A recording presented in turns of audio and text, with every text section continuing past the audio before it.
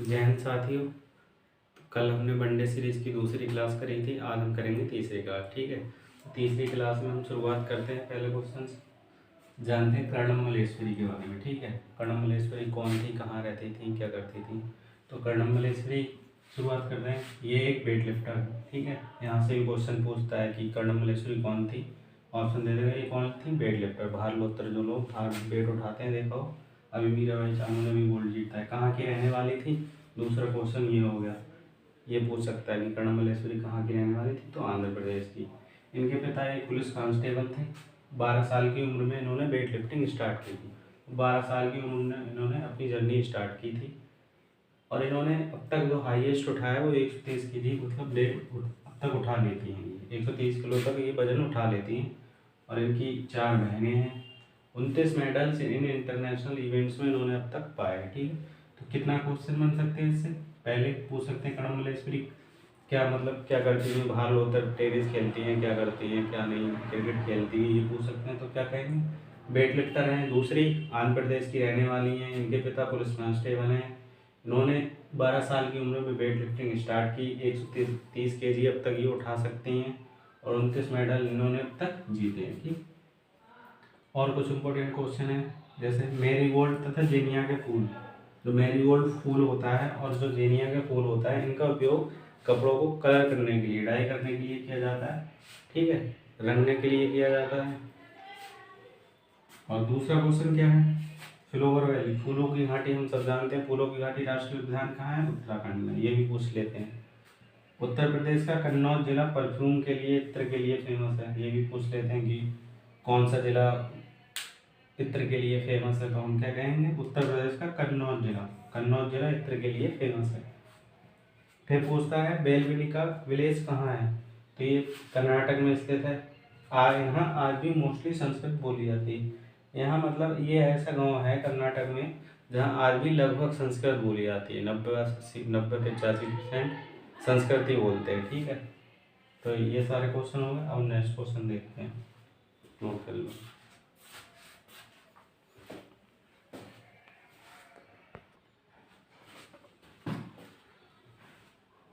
आइए नेक्स्ट देखते हैं। नेक्स्ट क्या है हमारा, नेक्स्ट है गिजुभाई बड़ेखा कौन थे।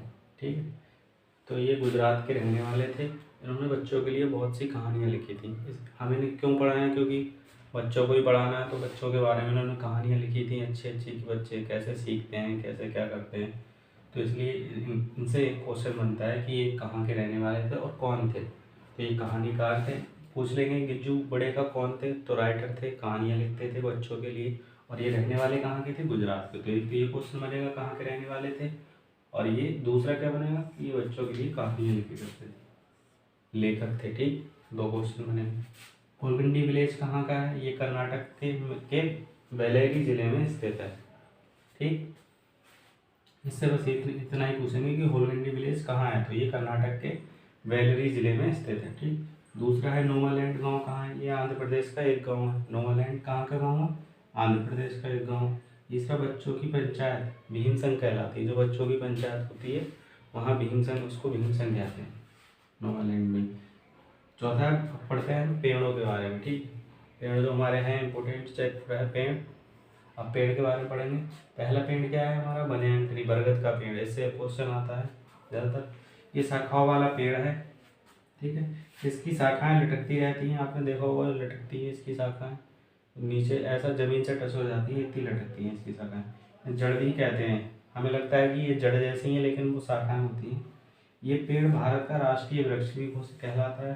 ठीक है, इस पेड़ को 1950 में राष्ट्रीय वृक्ष का दर्जा दिया गया था। मतलब 1950 में इसको अपने भारत का राष्ट्रीय पेड़ का दर्जा दिया गया था। ये लगभग पूरे भारत में पाया जाता है। ठीक है, इससे इतने ही क्वेश्चन बन सकते हैं कि इसकी शाखाएं लटकती रहती हैं, जिन्हें जड़ भी कह सकते हैं, और ये राष्ट्रीय वृक्ष भी हमारा कहलाता है। 1950 में इसे राष्ट्रीय वृक्ष का दर्जा दिया गया। डिजर्ट ऑफ, ये बहुत इंपॉर्टेंट है, इससे क्वेश्चन बनता ही है। तो ये एक वृक्ष है जो ऑस्ट्रेलिया में पाया जाता है। सबसे पहले तो पूछ लेंगे डिजर्ट ऑफ कहाँ पाया जाता है, तो सबसे पहला तो यही होगा कि ये ऑस्ट्रेलिया में पाया जाता है। दूसरा क्या है, ये ऑस्ट्रेलिया के शुष्क बंजर क्षेत्रों में पाया जाता है।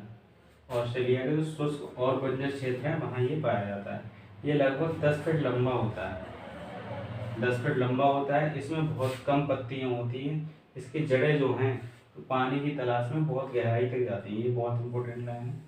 इसकी जो जड़ें हैं वो गहराई तक, क्योंकि ये जब रेगिस्तान में पानी होता नहीं, तो ये ऐसा वृक्ष है, इसकी जो जड़ें होती हैं अंदर गहराई तक जाती हैं और पानी की तलाश करती हैं जाके, जिसकी वजह से ये जीवित रहता है। ठीक, तो इसकी जड़ें बहुत गहराई तक जाती हैं। ओक ट्री, ये हमारा भारत में ही पाया जाता है। भारत में ओक की 16 प्रजातियाँ पाई जाती हैं। ठीक, ये एक ऑप्शन में दे देंगे कि कितनी ओक की कितनी प्रजातियाँ भारत में पाई जाती हैं, तो 16 पाई जाती है। पूर्वी हिमालय में 10 पाई जाती हैं और पश्चिम हिमालय में कितनी पाई जाती हैं? 6 प्रजातियाँ। पूर्वी हिमालय में चौड़े पत्ती के पेड़ और जंगल में विभिन्न प्रजातियों से भरपूर बने हैं। ये ओक के जो पूर्वी हिमालय है वहाँ चौड़े पत्तियों के पेड़ जो हैं और जंगल में विभिन्न प्रकार की प्रजातियों के पेड़ पौधे भरे हैं। ठीक, हमारे जो पूर्वी हिमालय में देख लेते हैं हम। अब नेक्स्ट देखते हैं।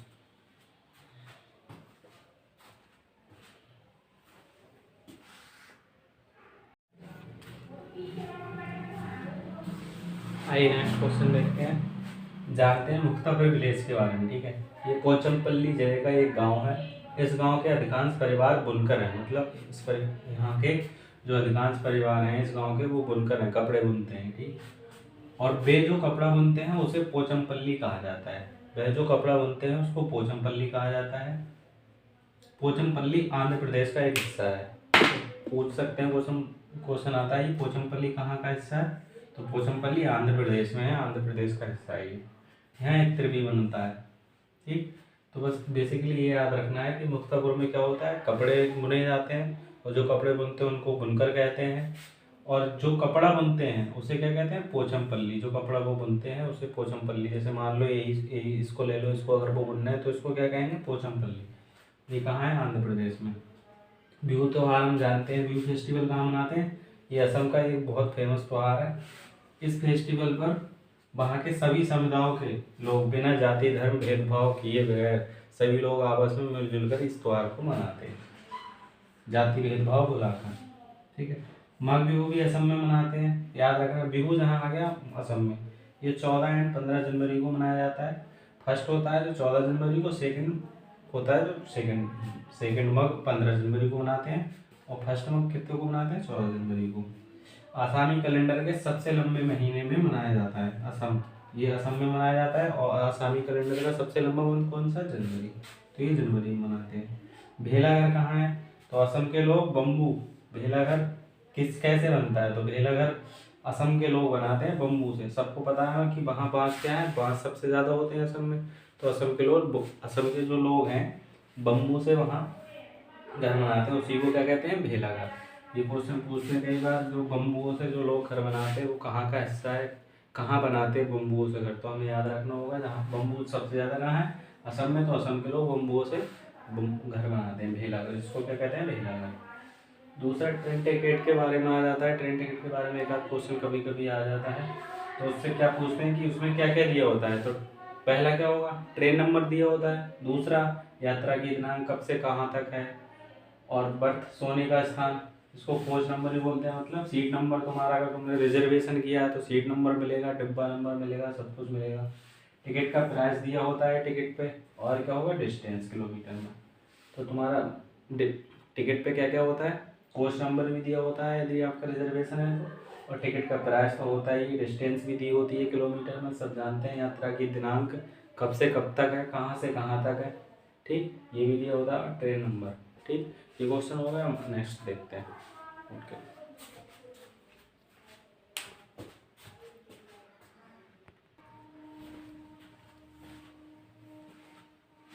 आइए नेक्स्ट क्वेश्चन देखते हैं। नेक्स्ट क्या है हमारा? मधुबनी पेंटिंग। इससे 1 क्वेश्चन कंपलसरी आता ही आता है। ठीक है, किसी ना किसी शिफ्ट में क्वेश्चन आता ही है मधुबनी पेंटिंग से। अब मधुबनी पेंटिंग बिहार के ज़िले का नाम है मधुबनी। जो मधुबनी है वो बिहार के ज़िले में पड़ता है। बिहार के एक ज़िला है मधुबनी, और यहाँ के लोग किसी त्यौहार या पर्व पर पेंटिंग्स करते हैं। मतलब यहाँ जो बिहार के लोग हैं, जो मधुबनी है, जो मधुबनी ज़िला है, यहाँ के जो लोग हैं कुछ पेंटिंग्स करते हैं किसी त्यौहार पे, उन्हीं पेंटिंग्स को मधुबनी पेंटिंग्स के नाम से जाना जाता है। अब बेसिकली आप कहोगे मतलब कभी बिहार के बारे में जान रहे हैं हम, कभी असम के बारे में जान रहे हैं, तो ये क्यों जान रहे हैं? क्योंकि आपको पता है कि सीटेट में अगर हमें टीचर बनना है तो हम कहीं भी किसी स्टेट में बन सकते हैं, तो उस वजह से हर स्टेट के बारे में कोई ना कोई सवाल पूछता ज़रूर है सीटेट में, ठीक है। तो इसमें ये इससे तो 1 क्वेश्चन हमेशा कंपलसरी आता ही आता है।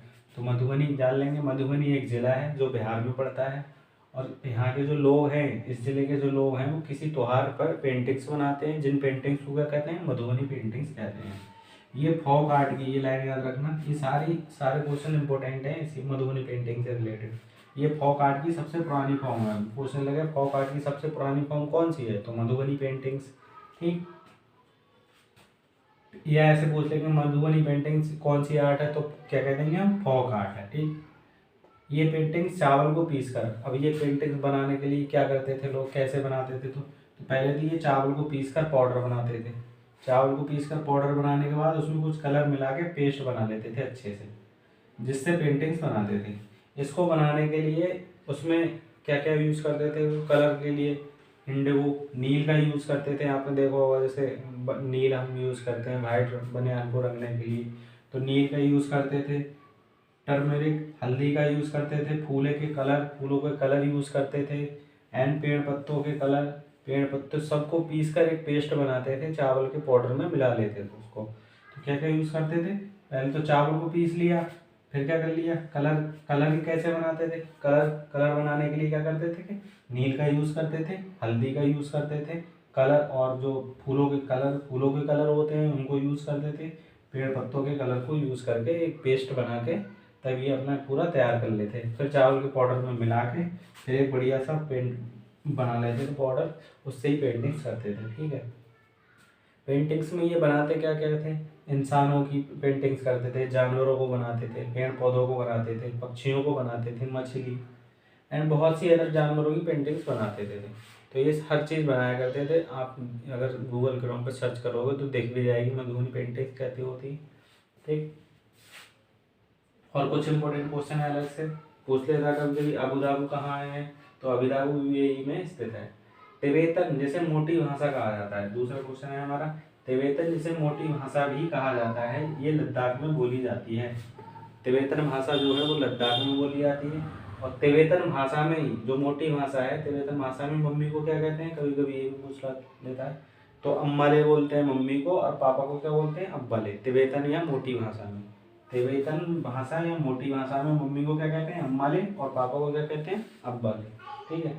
नेक्स्ट क्वेश्चन हमारा चींटी के लेकर, चींटी हमारी क्या करती हैं, आपने देखा होगा कि चींटियाँ सभी एक लाइन में चलती हैं, तो वो एक लाइन में कैसे चलती हैं, तो जब एक चींटी चलती है या जब एक दो चींटी चलती है तो वो अपने पीछे खुशबू छोड़ती हुई जाती है, तो बाकी चींटियाँ भी उनके पीछे उसकी खुशबू सूंघते हुए लाइन से जाती हैं। आपने देखा होगा चींटियाँ हमेशा लाइन से चलती दिखती हैं, लाइन लाइन चले जाओ, तो क्यों चलती हैं लाइन लाइन, जो आगे चींटियाँ चल रही हैं वो खुशबू छोड़ती जा रही हैं, और वो खुशबू सूंघते हुए उनके पीछे पीछे जाती हैं, ठीक है। तो आज ये इतने इंपॉर्टेंट क्वेश्चन होगा इस क्लास में, हम बाकी क्वेश्चन देखेंगे नेक्स्ट क्लास में।